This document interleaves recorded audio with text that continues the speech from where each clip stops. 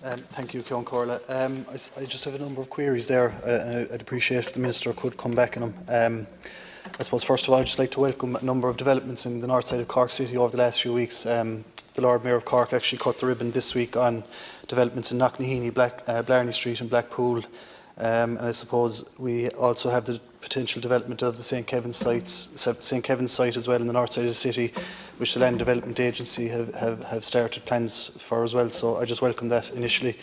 The main issue I'd like to talk about today is the issue of densities. I suppose from my county council days, I spent 6 years in Cork County Council, and I suppose I never got my head around the fact that, on board Pleanála can operate on a density of up to 50 units per hectare, whereas the local authority is normally restricted to between 30 and 35.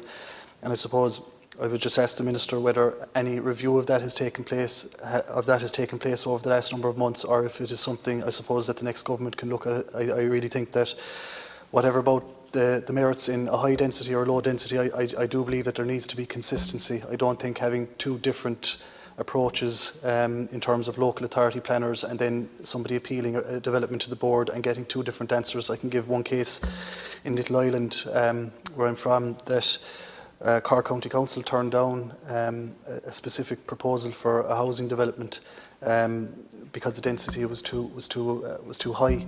It was appealed to the board, and the board actually found then that they refused it also on the basis that the density was too low. So I really think there's a disconnect there, and it needs to be reviewed. Just going on from that as well, we have strong issues in Cork County in particular with wastewater.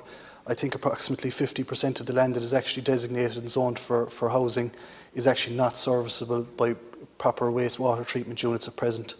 So I suppose in one sense we're doing great work in terms of development plan and local area plans, but that's not translating, the funding isn't there for Irish Water to carry that development through.